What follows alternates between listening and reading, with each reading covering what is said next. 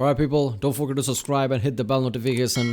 That way you'll know when I upload the next video and you'll be supporting my channel. Follow me on Twitter. Every time I upload a new video, I'll be tweeting.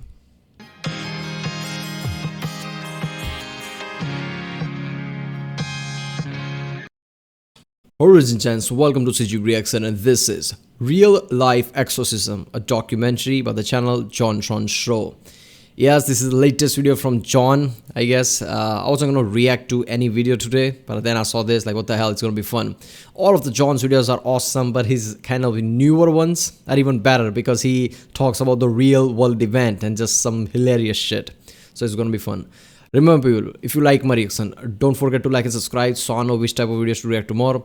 Check out the reaction I did, there's a link in the description. Check out the cards for playlists like JonTron playlist with all my JonTron reaction and others, I guess. Yeah, this was fun. Good tidings, good people. Before we raise the curtain on the amazing video that we've got in store for you today, I'd just like to thank today's sponsor, Lords Mobile. Without Lords Mobile, this video would simply not have been possible. And guess what? They're back, baby! This time around, they've got $10,000 worth of iPhone 13 Pros and Amazon gift cards that you can win by downloading Lords Mobile from the link in the description. If you enjoy smashing armies with a simple tap or annihilating millions of enemies with the help of an alliance, then Lords Mobile is no doubt the best strategy game for you. And with hundreds of millions of players, not only can you build genuine lasting friendships within your guild, but you might even meet the love of your life. Never again shall you require to vanquish your foes and drive them from their lands without your sweetie pie by your side. Recently, Lords Mobile introduced That's a joke, but let's be honest, there are lots of World of Warcraft people who got married while playing the game. Massive new update that allows you to go on more adventures throughout the kingdom. Each quest gives you basic rewards, and the more quests you complete, the better the prizes. And speaking of prizes, the top 3 players with the highest might will each receive an iPhone 13 Pro. Players in 4th to 6th place will get a $500 Amazon gift card, and those in 7th to 10th place will each take home a $200 Amazon gift card. Pretty sweet. And if that weren't enough on its own, everyone who downloads Lords Mobile from the link below will automatically be offered a $350 Lords Mobile gift pack. And you can spin the lucky wheel to win the remaining cash and other prizes to upgrade your castle. So good luck to everyone competing for those epic rewards. Happy hunting. And now, on to our feature presentation. I've got a riddle for you. What do you get if you take the director of world-renowned horror film The Exorcist, a team of Ivy League and internationally recognized physicians, and a once-in-a-lifetime chance to document a real-life exorcism greenlit by the literal Vatican? Seriously, what do you get from that? Well, that's right, you'd get this, The Devil and Father Amorth, a documentary about a real exorcism made by the guy who made The Exorcist. Horror fans rejoice! What could be cooler?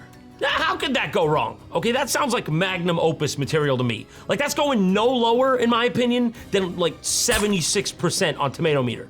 Absolute lowest I can see it going. This little known film came out in 2017, and as I mentioned before, it was directed by William Friedkin, filmmaker of such legendary titles as The French Connection, Sorcerer, and as you already know, The Exorcist, also known as the greatest Christmas film of all time. Hence, this. Didn't miss a Halloween deadline or anything, that'd be crazy. In fact, this film was so much scarier than He was making this for Halloween. Okay. Seriously, man, but the Vatican heard of this. I'm pretty sure they just jumped on it thinking, oh, look at that, it's the director of Exorcist. Because let's be honest, anything church related, that's the most fame they have with The Exorcist. That's the most famous movie featuring a Catholic priest, right? So as soon as they heard that, oh, is that director? All right, well, you are greenlit for whatever you want to do. in his past works that the general public was too afraid to even see it, given that it pulled in a whopping $20,449 at the box office. If you do the math, you'll see that comes down to 2,272 adventurous souls who dared to take the plunge, 3 of whom were literally my coworkers. Yeah, that was me. That was a movie film. Basically just us in the theater. Okay, this is gonna be something. I present to you The Devil and Father Amorth. At the time I made the film The Exorcist, I had never seen an exorcism. You might say I was not qualified to make that movie, and I just made up the whole thing. It's a good thing I'm just thinking this, though, and not admitting it out loud. That's More Hollywood than in a 4 nutshell. decades later, I witnessed the one you were about to see. Listen, I'm in, okay? If it's anything like the fake one you made, this shit's gonna be ratchet. By the end of this, okay, I'm telling you, you're gonna wish that middle line there, you're gonna wish that said M. Night Shyamalan, okay? That's the kind of mood you're gonna be in by the end of this. Confused and angry. There are more than 60 million people in Italy. Here's about 20 to 25 of them max. So you can already see how big of a problem we're looking at. According to 2 of the leading newspapers and the major television channel, 500,000 Italians see an exorcist every year. Only takes about 8 of them to drag you off to Emperor Palpatine. You would subject the human race to 60 million of this? You need 60 million Italians? We have the recipe to spaghetti. This woman is one of them. Her name is Christina. She's 46 years old and lives... The Palpatine joke was perfect. Even I was watching that, like, you know, that all the commotion is happening. They were, you know, bringing the guy there, right? Everybody's screaming, and the guy on the priest on the wheelchair just like this. 200 miles southeast of Rome, in a small mountain village. What the fuck, dude? Just because she lives with Count Dracula doesn't mean you can dox her. That's messed up. She's said to be possessed by the devil. Oh my God, the devil looks even more ghoulish than I could have imagined. But wait, hold on a second. Why can't I predict this joke? Oh, that's the Exorcist? Oh, she's fucked. Father Gabriella Amort I don't know why I can predict John's joke. As soon as I saw that, I'm like, he's gonna make that joke.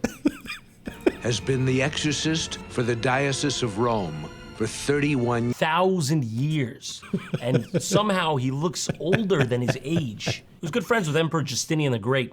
He has exorcised Christina 8 times without success. And as the well-known Italian saying goes, the 9th time better fucking work.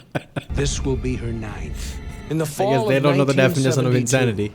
I came to Georgetown, here in Washington, D.C., to film The Exorcist. Okay, so in this part, he goes back to Georgetown University, near where a lot of the original scenes from the film were shot, and also where some of the events from the exorcism it was based on took place. And he kind of just gallivants around aggressively, and it's a bit strange, to say the least.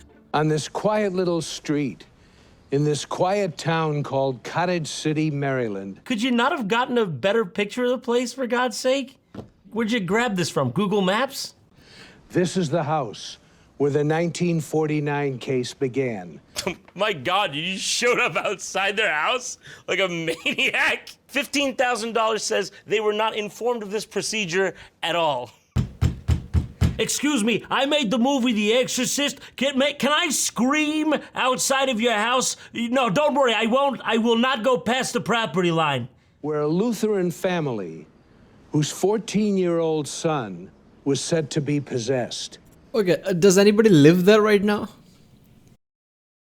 I mean, looks neat and clean. Somebody must be living there. Or again, it could be that, you know, nobody's living there, but town is taking care of the house because it made them famous or something. Is the house from the Exorcist movie? I don't know. But if somebody's living there, I mean, come on, how did that work? Okay, I'm gonna buy the house that was the movie Exorcist for feature of because it was based on the real life event, apparently. So I'm gonna live in this house. How does that work? He was examined by Man is out there again, Jerry. the fuck? Who is that man? determine the Get the cause gun. of Get the gun. disturbing afflictions. This is the house at 36th. Oh and my Pro- god, that was so good.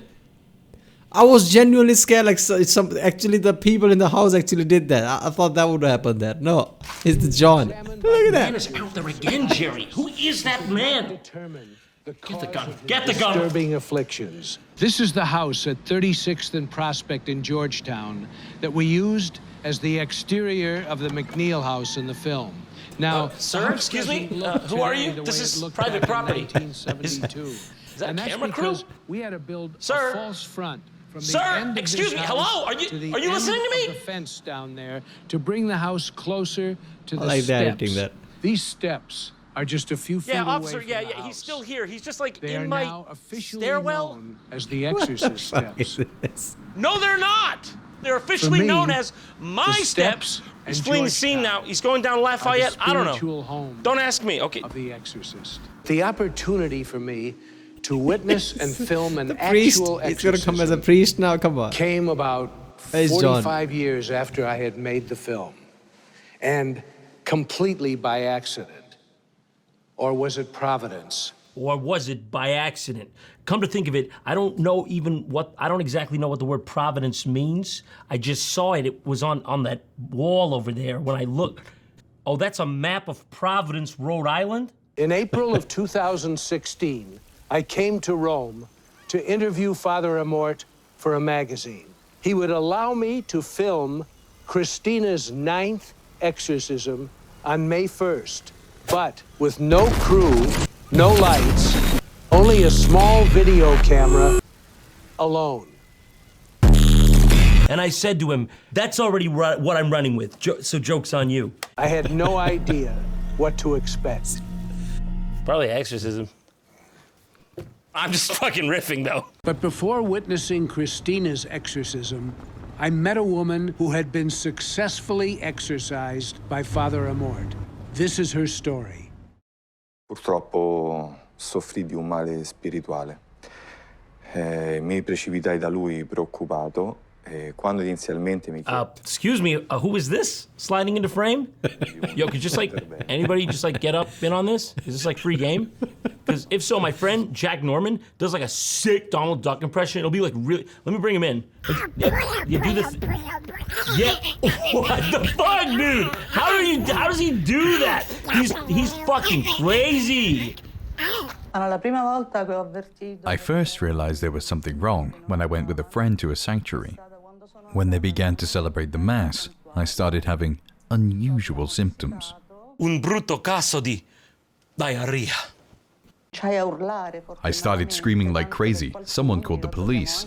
The police came, but I'm not gonna lie, every time I do a reaction, right, I see whatever it is, the topic in deep, some Laminos video, internet story video. Every time there's a story, I hear the story deeply and then come to my conclusion, I give my take on it. I think it's gonna be harder with this, because as soon as I'm trying to understand what she's saying and what's actually happening, John is making a joke here and there, some suggestion in there, and that picture runs in my head. He just said diarrhea, and that's all I was thinking about what was happening there. they wouldn't come in. Mio Dio, My God, you could smell the whole thing from the top of St. Peter's Square. There wasn't enough rigatoni in all of Rome that would have convinced me to go in there. They were terrified hearing me scream that way. No. No. The screaming was fine. It was the biblical volume of shit that colored my decision. Father Amort continued his work at his residence, the home of the Pauline priests. Oh, look at that. Even the exorcists are working from home these days. Times are a-changin'. Espiritu Sante, Sante Maria. Hey, Darcy, no! You do not shit on my new rug! No! Sorry. That was just my daughter. Oh, in fact, she's probably hungry. These are supposed to be for the Holy Communion, but needs must, you know? Go on, then. Eat up. Okay, where were we? 1st, 2016, he invited me to witness Christina's 9th exorcism. Christina, why are you here to see Father Amort? What the hell is with this angle? Was he trying to make her feel uncomfortable? Who Seriously? sets up a shot like this, domineering over the person they're interviewing? You know that those classes, right? The classes that tells you how to behave, how to talk, the psychoanalysis type of classes, right? I don't know what they're called. But one of the first rule of that is never stand on top of somebody like that angle. That gives them the impression that you're dominating somehow, makes them uncomfortable. You never do that shit. What was that? What was she doing there? See, he was just talking like that. That's just fucking weird. Okay, this guy is totally normal and on the level. In no way ever is this the guy who literally gave an interview to The Guardian saying, if I wasn't a director, I might have become a serial killer. Oh no, wait, this is that guy. Look at this. This is a real. What the fuck? Oh no! Wait, this. William if I wasn't a director, I might have become a serial. Who says that? The Exorcist and the French Connection filmmaker on violent urges. Working with Harold Pinter and his new movie Killer Joe. I bet certain agencies looked into his background as soon as he said that, right? Because you could have something like Dexter type of shit going on there, right? In the background. They have to know where this guy... I bet he had certain people following him after that. Is that guy? What the fuck? Look at this. This is a real article by The Guardian. William Friedkin interview. If I wasn't a director, I might have become a serial killer. Oh, okay. I from time to time felt the urge to do violence. I still do, but I curbed that. After that, she just drops a solid, how? My conscience kicks in and I'm able to deal with that through the films I do. If I wasn't a film director, I might have become a serial killer. Why a serial killer, she asks, concerned for her safety. Violence uncurbed is dangerous, he adds. You have to channel it. Many of the great painters or composers led very violent and strange lives. Interviewers like, oh, hold on, I dropped my pen. Will, you sure this isn't a bit of projection on your... Yeah, I'm gonna stop that. That's not how things work, right? Only way somebody can become a serial killer if their part of the brain shuts off, which feels empathy for the victims, right? If you don't feel about, I guess, killing your victims, if you don't feel bad about them, then only you can become a serial killer or something like that. You can't just have violent urges, and if you not become a director, then you're gonna become a serial killer. That's not how things work, right? I get it. He might have anger issues, right? He might have anger issues. Sometimes he has violent thoughts, sure, but that doesn't mean he would have become a serial killer. That's not how things work. Your part? Who are you talking about? I can't think of any violent painters or composers. I don't know, did Michelangelo get into bar fights? I think it's just you. I mean, I know there are lots of artists who paint really violent things, right? Sure. But they have this fascination with that. Not that their empathy is shut off, like they can do harm to others and not feel it. That's a leap from saying that violent urges and, way to express them and to going from there to being a serial killer. That's a massive leap. You and maybe Hitler. This is frankly more awkward than that time Bill Cosby gave the journalist the answer, maybe. Show the source for that, please. Okay, before I go there, can we just acknowledge that he just, in few brief seconds, he just said the director's name, Hitler's name, and Bill Cosby. I don't know, that's trifecta or something. Maybe. Show the source for that, please. Okay.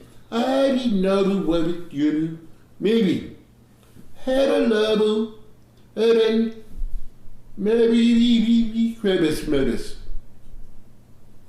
I may have paraphrased. What is this framing? The man looks like a deer in headlights. Was the room too small or something? Give the guy some headroom. Shoving the camera on the face. What the hell? What is this angle? Did he feel the need to prove he was the one filming the documentary? I need equal screen time with all the characters, okay? This is my magnum opus. How can you be sure that Christina is possessed? I can only be sure, and this is important, read my lips on this one. I can only be sure when the funds have cleared. Okay, here it is. The main event. It's about to go down. We're about to witness for ourselves a real, once-in-a-lifetime exorcism event. I'm ready. Let's go.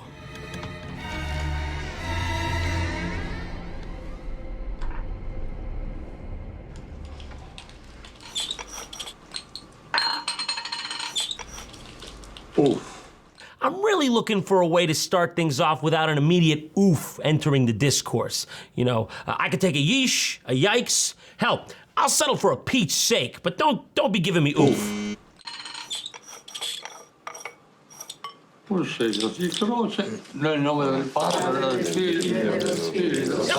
me, aim that, please. She's the possessed one. You want her, not me. Father Amort begins every exorcism by thumbing his nose at the devil. Listen, I'm just saying, all right, if I'm the devil, I'm invisibly stalking around that room and I catch one of these going down? Are you kidding me? You think I want to stick around after something like that? I may be the king of darkness, but I'm not an idiot. In the room, No one has are goddamn Christina's respect family over here. and other priests to assist Father Amort. And an unrelated guy who's stuck, but doesn't know how to ask to leave. He did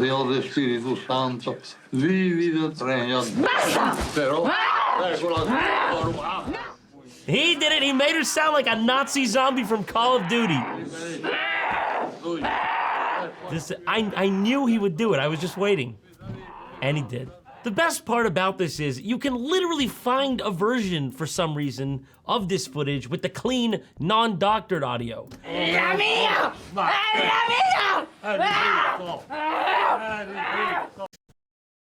Many questions. Why the fuck would you alter the audio if you were, gonna release the original one in the first place? You're trying to make a documentary here, right? Not of a fictional type of film. You don't add sound effect deliberately. I mean, you can be an asshole and add it, right? Add the sound effects there. Nobody will know it, that kind of thing. But if you're doing that deliberately and tell the people I did that deliberately by, putting the original audio out there, that's just weird, man. I mean, the whole thing behind this production was that it was supposed to be authentic and not dramatized in any way. So why in the hell would he do this?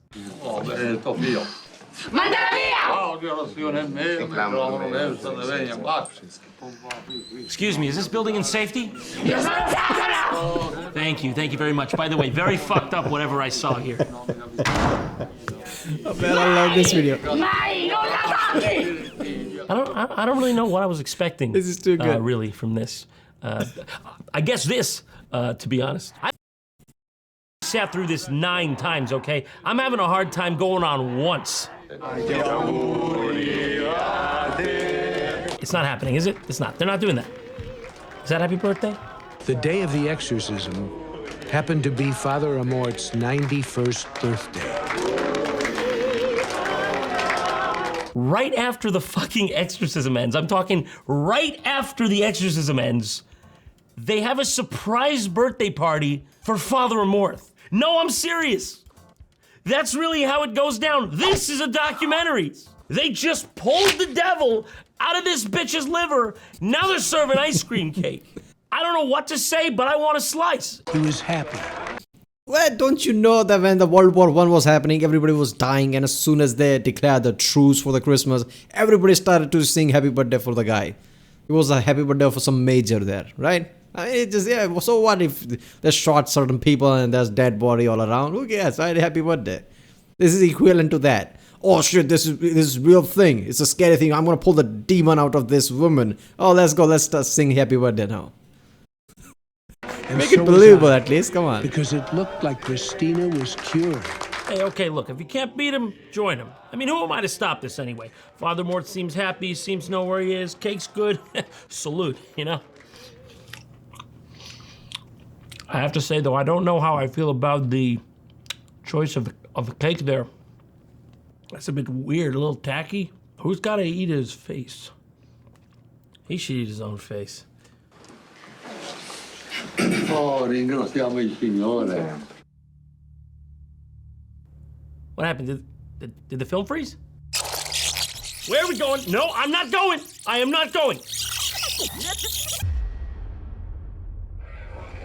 Neil, what do you make of what you've just seen? Absolutely amazing. What the fuck? Okay, so what happens here is all of a sudden the film just stops and reverses, and now we're in some random doctor's office, and William Friedkin is just interrogating him about the footage he just shot. So there is a, There it is, right there. You see that? Right there. That live on camera, what you've just seen is a man's soul leaving his body. Doc's like sweating, looking around. That's what that's true documented there, right? That's just, what the fuck am I supposed to say there? Let me think about it. You know, he's like, this is it? This is really, you didn't bring anyone? No crew at all? Is that Cameron? Are you seriously the guy who made like the French Connection and shit? I don't know the underlying origin of it. For God's sake, Mr. Friedkin, can you show the man some respect? He's a medical doctor. You're just lounging back there, balls out, fully spread, barely paying attention. You can at least feign interest. Is this some kind of brain disorder? Yeah, I'm starting to think it might be. Do you think she could have been better helped by brain surgery than this religious ritual? All right, Doc, that's great, but let's get to the brass tacks here. What do you think of this? You think of what I'm thinking? Right in there. Just give it a little scramble. That might do something. How many surgeries have you performed? Brain surgery? Well, more than 5,000. Are you prepared to say that there's such a thing as exorcism and demonic possession? So at this point, the film just starts jumping around and getting a bit jarring. He did 5,000 brain surgeries for how many years? Yeah, come on. He goes around and talks to a bunch of legitimately well-respected medical doctors from around the country, shows them his shitty home videotapes, and then watches them struggle while he tries to extract sound bites out of them. Here's the point. Yeah. You have to believe it in order to go through it. You probably will not have this in somebody who has no religious background. Right. I'd never seen anything like that before. But I've only practiced neurology for 35 years. But that is a coincidental linkage between those two phenomena. Do you have any belief in exorcism as a possible treatment? What do you think this is? Unconscious fraud? It's like placebo response. Right. Getting you the idea that Right. if you believe something to be likely to work, it's more likely to work. It looks like the state that we call... Placebo fucking works, right? Even I noticed that. Placebo fucking works, right? So, you know, that's not off that. Anybody can notice that, right? I mean, if you, sometimes if you, you know, in pain, right? If you mistakenly take some other pill rather than your painkiller, I'm not saying all of your pain will stop, but it will feel but better before you realize, fuck me, I didn't even take my painkiller. So placebo works. So if you believe something, your brain's all the, you know, certain function like, you know, pain sensor and certain functions are there if your brain believes certain issue is there and projects, right? And if you is your brain, if your brain properly believes that, you know, you took something to ease that, your brain will ease out on sending the, you know, pain signals. So placebo, what you believe truly works. All delirium. It was a revelation to me that the psychiatric diagnosis of Christina's condition is recognized around the world as demonic possession. Have you like seen your own documentary, dude? Like, you're not just trying to lie, right? No, you can't, because it's like Fake the last news. 15 minutes just disproved what you said. Hold on. All he has to do is to put his face on John's face like fake news. Everybody agreed there was a possession. Yeah, dude, like here it is, like the last 20, 25 minutes of the documentary just completely like disproved everything you just said, dude. So, unable to get the doctors to satisfy his wild theories, William Friedkin then moves on to what I assume he considers the next best thing, the Archbishop of Los Angeles, which is something I just learned exists. Would you have any misgivings about recommending a person in extreme spiritual disease to an exorcist? What happens in the church is we have teams of people that will look in a particular case. And that team will involve usually a physician, usually a psychologist, psychiatrist, etc. My God, Pastor, would you just save me the time? If I knew you'd be as boring as those doctors back there, I would have just followed in the footsteps of Picasso and stayed home and become a serial murderer. If I started... He must be like, look here, asshole. I didn't come to an archbishop, a priest, and have this answer. Disagree with me. I need this for my documentary, for fuck's sake. crawling up the walls here. Yeah. Or moving around on the ground like a snake. Yeah. What would you do? I'd call the police. No, I don't. I'm dead serious, okay? I come in here, I'm pulling one of these absolute mind benders.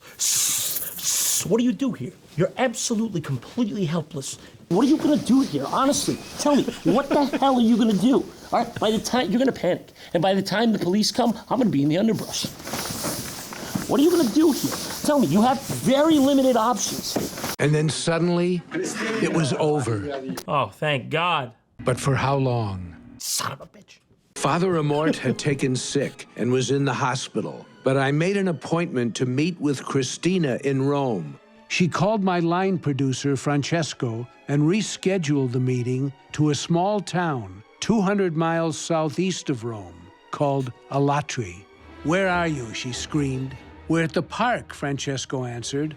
"Where are you?" "I'm where I told you I'd be, at Santa Maria Maggiore, the church in the town square." I didn't take my camera inside. Hope you didn't miss anything. So this is my memory of what happened on July 4th, 2016. Well, at least you know he's not gonna exaggerate. When Francesco and I entered the church. Oh, there she is. Hi, Christina. Thanks for meeting us.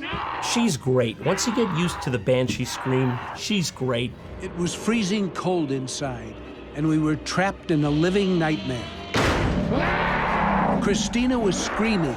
She slid around the floor in a cheap plastic chair, pulling her boyfriend Davide with her. That must have been a freaking scene. I bet it would have looked good on camera, too. "Give us back your film," he shouted at me. "If you don't give it back to us, we'll kill you. We'll find your family, and we'll kill you all." It was the first time anyone had threatened my life. So you better believe I was gonna make sure it'd also be the last. I may have forgotten my camera, but I always bring something that can shoot. So the forces of light joined to fight the forces of evil. It was me, Boss Baby, Captain Price from Call of Duty 3, San Andreas, Mr. Bean, Satan, and me, but I repeat myself on the last one. It's time to put the devil back into remission. San Andreas thing is too much.